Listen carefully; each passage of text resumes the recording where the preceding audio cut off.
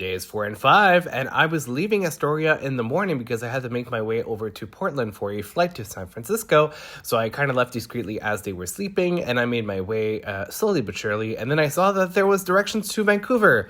The very wrong one that's not on my list, but that doesn't matter. And then I stopped for breakfast at IHOP with my father for Father's Day. You can see him in the picture. If you get it, you get it.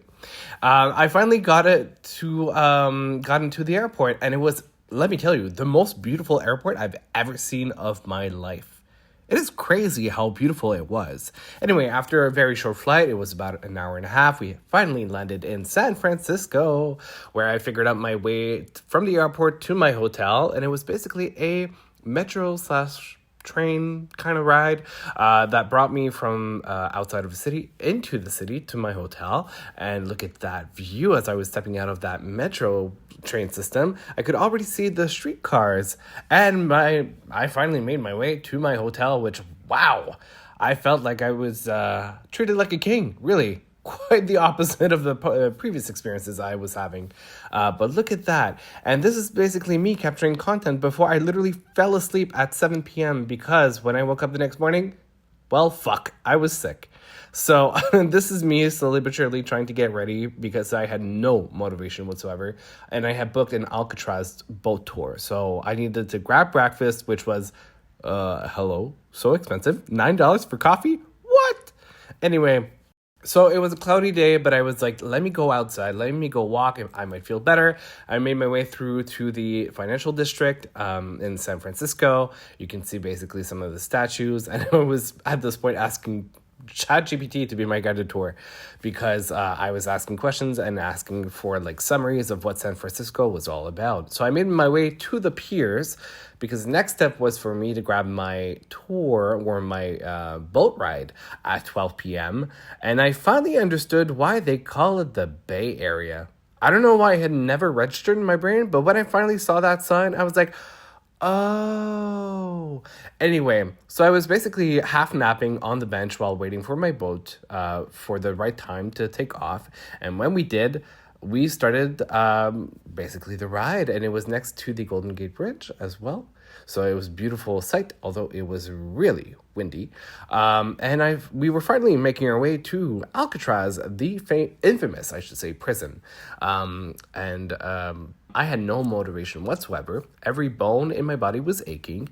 As you can hear, I'm sick right now, but it was worse then, to the point where they had a lift for handicapped people. And I was like, can I get one? Because I literally will not make it up the mountain if nobody gives me a lift. I had almost bailed out on the activity altogether earlier in the day. So they were nice enough to let me ride that little lift up the mountain to the prison so I could do the audio tour, which is basically listening to the description of the entire place, basically. And it brings you through the different sections of the prison, different rooms. It talks about the different prisoners that they had there. It talks about how the rooms and the whole system functioned, and also some commentary about the whole judicial process in the U.S. This is me listening to that audiobook when I started feeling better because the medication finally kicked in and I didn't feel all of my muscles aching so badly. But you can see basically a preview of what the rooms were like, and also some of the most famous criminals that had stayed at Alcatraz, which closed back in the 60s, if I remember correctly. This is solitary confinement and how I felt like I wanted in that moment because of the fact that I was sick. I didn't want to be anywhere. I wanted to be in the dark sleeping. This is the hole that they dug out in 1962, if I'm not mistaken, when they tried to escape. I don't remember the name of the prisoners that tried to escape, but that is the hole through which they did. And you get a bit more of a perspective of the prison. It's pretty intense and emotional. Now, this is a reminder for all the Americans who don't know how to read law that the amendment number 5 says no person, not no citizen. If you know, you know. And this is a woman that actually stayed on the island. Her father worked at the prison, and she spent multiple years as a child there, and she answered a couple of the questions from people who were asking anything. And she told me basically that the prisoner that had stayed the longest there was actually a Canadian who crossed to the US at the age of 6 and then committed a crime. And I was like, well, way to go, rep Canada.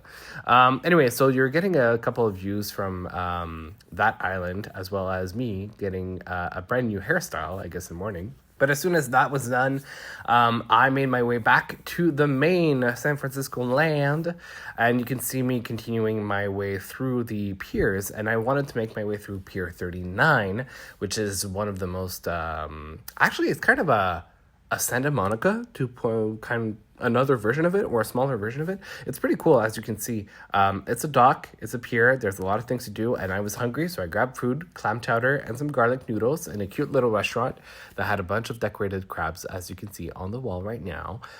It felt great. It was like comfort food, especially from feeling sick. I was like, I want soup, I want noodles. That was perfect. It just made me feel so much better in the moment. Although my appetite wasn't quite the same as it usually is, but whatever. But from the table where I was sitting in that restaurant, look at that. I could see a couple of sea lions, which meant I just had to go a little further to be able to see them all sea lions, and you'll see in a minute. These are some of the attractions from the pier, as well as a Christmas boutique that I was like, I don't want to be reminded of Christmas. We're literally in June. Anyway, but just behind it, it was the whole sea lions. So essentially they were playing King of the Hill, I guess, and literally pushing themselves down off the docks.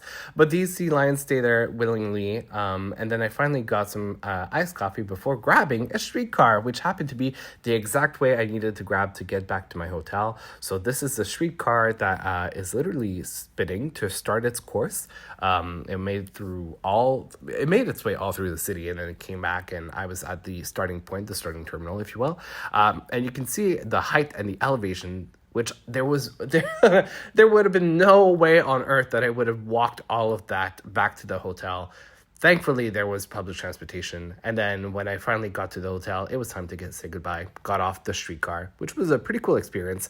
I don't think I would ever use it again because it's really noisy and it's not that quick. But it just so happened that at the foot of my hotel, there is a Nintendo store. And I didn't have the chance to go see it the night before because the line was really long to get into it. But when I got there, it was empty. So I was like, might as well. So you can see a couple of things, including, hey, listen. Also, by the way, justice for Turtwig. I can't believe they put the other two Gen 4 starters, but not my Turtwig. Anyway, a bunch of memorabilia and things from the Nintendo world, Pikmin, and they had even a place to test out the Switch 2 that just came out, including a massive screen to do so. I was waiting in line to play, but I also didn't want to play alone, so I was like, not sure, I'll wait. But then I ended up being too tired, and also calling my friend Erica, and after I did that, I finally made my way back to the hotel, and accidentally fell asleep at 7 p.m. again, and woke up at 2 in the morning. So I was like, let me just rest until I'm better tomorrow.